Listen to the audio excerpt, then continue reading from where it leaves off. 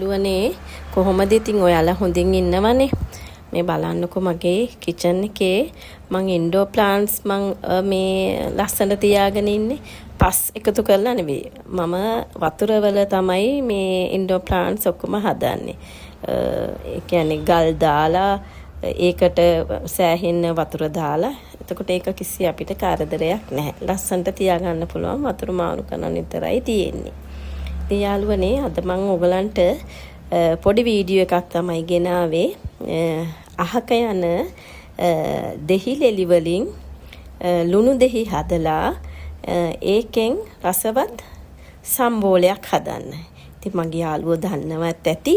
නමුත් මම මේක විශේෂයෙන් කියන්නේ මේ දෙහි ලෙලි වලින් සාමාන්‍යයෙන් අපි ලුණු දෙහි හදන්නේ දෙහි ගෙඩියෙන්නේ මම හදන්නේ දෙහි මේ ගෙඩිය මිරිකලා ගන්න පොතු වලින් මේක ලුණු දාලා මේ පොතු ටික මේ වීදුරු බෝතලයකට දාලා මේ ලුණු දාලා ටිකක් කල් යනකොට ලුණු දෙහි අර අපි ගෙඩියෙන් හදනවා වගේම හැදෙනවා මේ බලන්නකෝ ඒක මේ තියෙන්නේ මේ හරිම රසයි කිසිම වෙනසක් නැහැ දෙහි ලෙල්ලක් කියලා හොඳට තියෙනවා මේකට අවශ්‍ය වෙන්නේ අමු මිරිස් කුඩු ලොකු ලුණු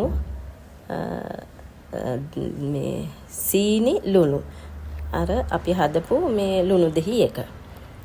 ඉතින් මේකෙන් රසවත් සම්බෝලයක් තමයි හදන්න යන්නේ. දැන් අපි හදමුකෝ මේ අමු මිරිස් එක දෙකට පලාගෙන හීනියට කපන්න ඕනේ. හීනියට කියන්නේ අර චොප් කරන විදියට ඒ කියන්නේ අර යාන්තමට හැපෙන විදියට හීනියටම කපන්න ඕනේ හොඳට. එතකොට මේ ලුණු එකත් ඒ වගේ හීනියටම තමයි ලියා ගන්න ඕනේ. මම නම් ටිකක් ලොකුවට වගේ තමයි මම කපා ගත්තේ. මොකද අපේ ගෙදර ටිකක් ලොකුවට හැපෙනවට ලුණු කැමතියි. මේ ඒ කියන්නේ එතකොට අර ලොකුවට කපා ගත්තාම හොඳයි. පොඩියට කපා ගත්තාම මේක හරි රසක් දැනෙනවා. ඉතින් මං හිතනවා මගේ යාළුවෝ මේකට කැමති වෙයි කියලා මේ ලුණු සම්බෝලෙට අපිට උණ හැදුන වෙලාවට ඔය මොන හරි බත් එක්ක කණ්ඩ අපිරිය වෙලාවට එහෙම මේක ගොඩාක් රසයි. ඉතින් මේ ටික ඔක්කොම එකතු කරනවා ලුණු ටික එකතු කරලා අමු මිරිස් කුඩු ඔක්කොම එකතු කරන්න ඕනේ. මේ සීනි ගොඩක් කණ්ඩ එච්චර අපිට ඇඟට හොඳ නෑනේ. නමුත් සීනි පොඩ්ඩකුත් වැටෙන්න ඕනේ. ලුණු සාමාන්‍ය තරමින්ද මොකද ආරකට ලුණු දෙහි වලට ලුණු දාලානේ තියෙන්නේ. ඉතින් මේක හොඳට දාලා මේ ඔක්කොම හොඳට කවලම් කරන්න ඕනේ. හොඳට අතින් පොඩි වෙන විදියට අර ලුණු දෙහි එකත් බිග් දෙකක් විතර වගේ දාලා මේ ගෙඩි දෙකක මේ කෑලි දෙකක් විතර වගේ දාලා හොඳට ඉස්සලා ලුණු දෙහි ටික තමයි චූටියට මේ ඉස්සලා අතින් පොඩි කරගන්න ඕනේ. පොඩි කරගෙන ඉවර වෙලා අනිත් දේවල් ඔක්කොම මික්ස් කරලා ඔක්කොම අතින් හොඳට මෙතින් මේ පේනවනේ ඉස්සලා ලුණු දෙහි ටික තමයි හොඳට පොඩියට ඒ කියන්නේ චූටියට වගේ කැඩෙන්න වගේ මේ පොඩි කරලා දැන් ඔක්කොම හොඳට මේ පොඩි කරගන්නවා.